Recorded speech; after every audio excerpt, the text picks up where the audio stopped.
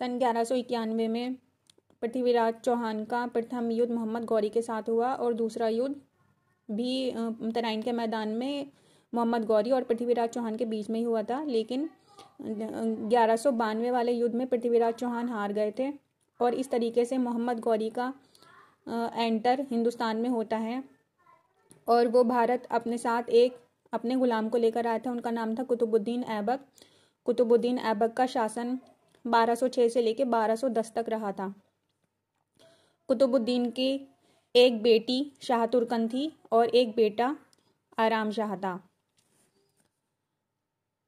कुतुबुद्दीन क्योंकि 4 साल तक सिर्फ शासन में रहे और वो अपना उत्तराधिकारी डिसाइड नहीं कर पाए थे, इसलिए कुतुबुद्दीन ऐबक के बाद आराम शाह को शासक बनाया गया।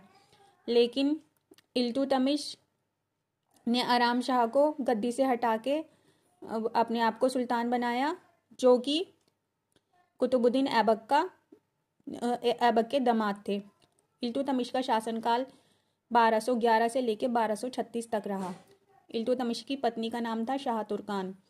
इल्तुतमिश के 4 बच्चे थे, जिसमें इल्तुतमिश के बाद रज़िया सुल्ताना भारत की पहली शासिका बनी। उनका शासनकाल 1236 से लेकर 1240 तक रहा।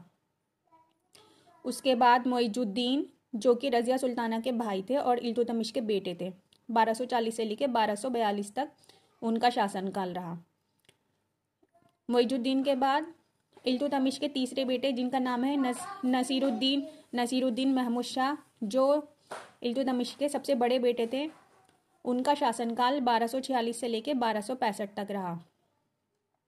गयासुद्दीन बलबन ने अपनी बेटी की शादी नसीरुद्दीन महमूद शाह से की थी और नसीरुद्दीन महमूद शाह के ससुर गयासुद्दीन बलबन थे।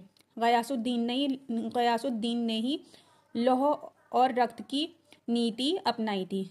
नसीरुद्दीन महमूद शाह का मकबरा सुल्तानगढ़ी में है।